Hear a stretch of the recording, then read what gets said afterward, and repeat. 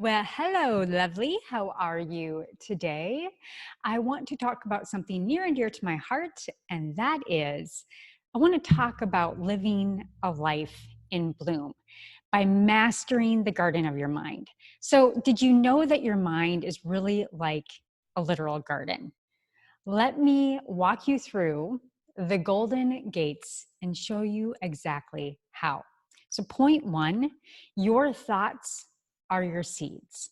The harvest can either be flowers or weeds. And this famous metaphor really speaks volumes to the influence of our unconscious thoughts and how it results in the life that we create and live today. So let's dig in with no pun intended. First, let's talk about thoughts. Your subconscious mind consists of many, many things, and you may not even be aware of or think about how much you are inside your habits, your values, your attitudes, just all of these behaviors. And you want to think of the subconscious mind as you plant your garden. And it really offers the foundations for all of these seeds to grow and to take root and provide the plants with the resources that they really need to take life and to thrive. So, however, we need to know that the soil does not discriminate. Its sole purpose is to support the ecosystem and its immunity, the good, the bad, and the ugly. So your conscious mind consists of your thoughts and your feelings about the things you notice and ultimately what you do. And this is the part of your mind you are aware of on the day to day. It's about 20%. And in this garden analogy, the seeds that you plant your garden are collectively your conscious mind. And every thought you think is a seed. So what? Well, a conscious thought, which reappears often, will eventually embed itself into your subconscious mind. And this is where it will grow into a permanent belief. Depending on the thought, this can work for you or it can work against you. And the trickiest part is that we're often unconscious to our beliefs. And they really run on a negative bias framework of about 90% of our thoughts in our daily life. So, who wants a garden like that? I hope you're getting the picture, the big picture. So when we plant the seeds in our garden, it's always good to know that we want to grow and really plant the seeds that we want our life to be created from. If you plant roses, you'll get roses. If you plant a lavender, you'll reap lavender. Just like the seeds you plant in a garden, the thoughts you think also grow into what you are meant to be. So, for example, if your thoughts are mainly about how hard it is to get fit, or whatever, insert your belief right there, or you're unconsciously just fostering this deeper and deeper into a level that will no longer support you. And a result, you won't go out and walk. You won't uphold a person that would get up and go to the gym in the morning. And these unconscious habits and behaviors support this belief, and naturally we'll just get the results that perfectly reinforce the belief. That is in an example of a poor example. Poor fitness, poor health problems, it will adversely impact your life. Absolutely. So in life, it has been said that you get what you focus on to the exclusion of everything else.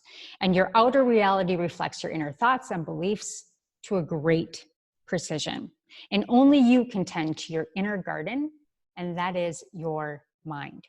It is your responsibility to seed and fertilize your inner garden with plants that you want to grow.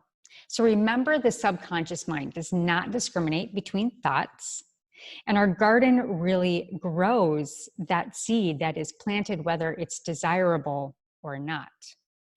And there is a very significant penalty for neglecting your inner garden and your life by just simply not choosing. So how do you create your own beautiful, rich garden? We must be present and conscious in our lives. This is the key to unlocking the garden of the mind. choosing to be mindful and present in the seeds that you plant and that you focus on and how you nurture them.